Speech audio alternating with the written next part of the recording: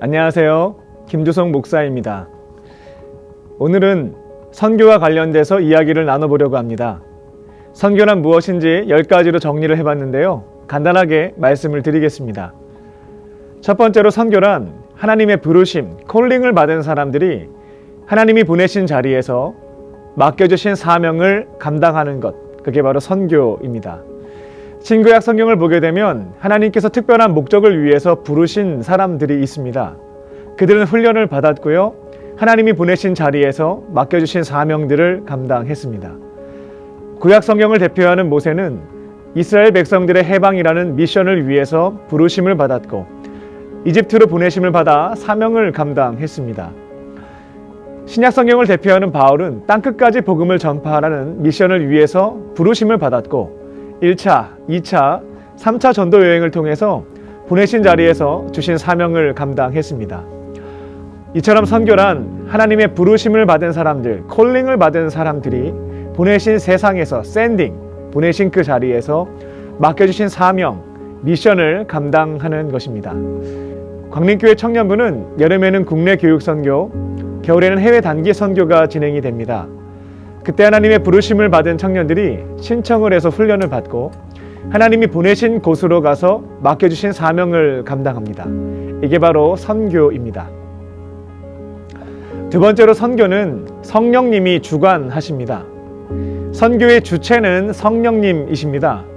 그래서 선교를 할 때 가장 중요한 자세는 성령님의 음성을 듣고 순종하는 것입니다. 사람, 환경, 기도와 말씀을 통해서 성령님이 바라고 원하시는 것을 듣고 분별하고 주시는 권능으로 순종하는 것이 바로 선교입니다. 그래서 선교를 할 때 선교팀에게 가장 필요한 자세는 성령님의 음성을 듣는 것과 순종하는 것, 이 두 가지입니다. 셋째, 선교에서 가장 중요한 것은 기도입니다. 일반적으로 봉사활동을 할 때에는 회의를 통해서 공동의 목표를 찾고 역할을 분담하고 실행을 합니다. 그리고 그 결과에 대해서 평가합니다. 하지만 선교는 기도를 통해서 하나님의 뜻을 찾아야 됩니다. 기도를 통해서 각자에게 주시는 감동에 따라 주어진 역할에 헌신을 하는 것이고 또 기도의 자리에서 주시는 능력으로 순종하는 것, 그게 바로 선교입니다. 따라서 선교는 기도가 없다라고 했을 때 애초에 불가능한 것이다 라고 생각해 볼 수 있겠습니다. 네 번째로 선교의 목적은 두 가지입니다. 우리가 선교하는 이유인데요. 먼저는 영혼 구원과 제자 삼기입니다. 선교팀은 선교지에서 복음을 전하는 것으로 죽어가는 영혼들을 건져내어 살립니다. 그리고 예수님을 나의 구원자, 내 삶의 주인으로 모시고 하나님 사랑과 이웃 사랑을 실천하며 살아가는 예수님의 제자로 만듭니다. 그리고 두 번째 목적은 하나님 나라를 만드는 것입니다. 인간의 죄로 인하여 파괴된 세상을 하나님께서 창조하신 에덴 동산으로 보시기에 아름다운 세상으로 회복시키는 것입니다. 하나님께서 보내신 그곳을 하나님의 사랑과 은혜가 가득한 곳으로 세워가는 것입니다.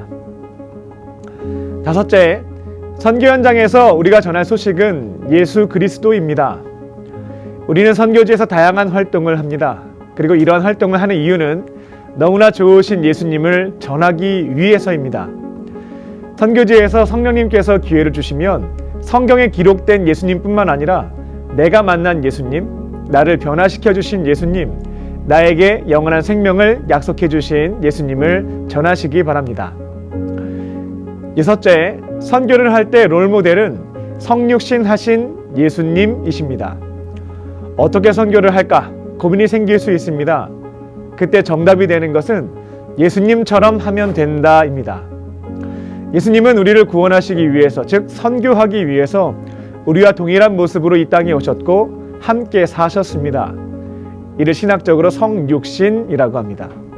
그래서 우리도 선교지에 가게 되면 그들과 똑같은 모습으로 함께 생활부터 시작을 합니다. 그리고 예수님은 가장 낮은 자의 모습으로 우리를 섬겨주셨습니다. 우리들도 선교지에서 자신을 낮추고 상대방을 높여줍니다. 그리고 그들의 필요를 듣고 채워주시면 되겠습니다. 일곱째, 선교의 현장에서 위기는 곧 기회입니다. 선교를 하다 보면 위기가 발생할 수 있습니다. 그때마다 위험한 것으로 생각하며 두려워하거나 낙심할 필요는 없습니다. 오히려 살아계신 하나님의 일하심을 기대할 수 있는 시간, 누군가에게 복음을 전할 수 있는 좋은 기회가 생겼음을 믿으시고 성령님과 함께 위기를 인내하고 극복하시면 되겠습니다. 여덟째, 선교지에서 우리는 손가락, 예수님은 달입니다. 우리는 선교를 통해서 선교지에 있는 분들에게 어두운 이곳에 함께 하시며 빛을 비추어 주시는 달이신 예수님을 계속해서 가리켜야 합니다. 그런데 간혹 내가 마치 달인 것 마냥 착각하는 경우가 있는데 그러면 선교에서 실패하게 됩니다. 선교를 통해서 손가락에 불과한 나를 드러내는 것이 아니라 달이신 예수님을 나타내시기 바랍니다. 아홉째, 모든 박수와 영광은 하나님께 돌려드립니다. 선교를 계획하신 분도 하나님, 선교를 참여할 수 있도록 감동을 주시고 기회를 주신 분도 하나님, 선교지에서 사명을 감당할 수 있도록 능력을 주신 분도 하나님. 그러니까 선교지에서 박수 받을 일이 있으면 속히 그 영광을 하나님께 돌려드리시기 바랍니다. 내가 한 것이 아니라 하나님께서 하신 것이기 때문에 그렇습니다. 이것은 겸손의 문제가 아니라 정직의 문제이다 라는 것도 기억하시기 바랍니다. 마지막 10번째입니다. 우리는 하나님께서 보내신 삶의 자리에서 생활 선교사로 살아갑니다. 우리는 하나님께서 보내신 가정, 교회, 일터, 학교에서 삶으로 선교하는 생활 선교사입니다. 생활 선교사의 삶은 굉장히 단순합니다. 첫째, 함께 생활하는 사람들에게 섬김을 받지 않습니다. 오히려 섬기는 삶을 실천합니다. 그렇게 세상 사람들과는 구별되는 삶, 그리스도인의 삶을 보여줍니다. 이러한 방식으로 불신자들의 닫혀있는 마음의 문을 여는 것입니다. 둘째, 불신자들에게 삶의 문제가 발생합니다. 그러면 우리는 시키지 않아도 어두운 터널을 통과하는 사람과 함께 걸어가며 그 사람을 위해서 기도합니다. 말씀을 가지고 위로의 말, 소망의 말을 전합니다. 때로는 기도의 자리에서 주시는 마음과 생각이 있으면 전달합니다. 결국에는 하나님께서 이 문제를 해결해 주시는 은혜를 함께 체험합니다. 셋째, 성령님이 기회를 주실 때 내가 만난 예수님, 나의 삶을 변화시켜 주신 예수님, 나에게 구원을 주신 예수님, 또 이 문제를 해결해 주신 예수님을 전합니다. 우리는 이렇게 단순한 삶으로 또 우리의 입술의 고백으로 함께 생활하고 있는 사람들을 구원하는 생활 선교사입니다. 오늘은 선교에 대해서 10가지로 정리를 해봤습니다.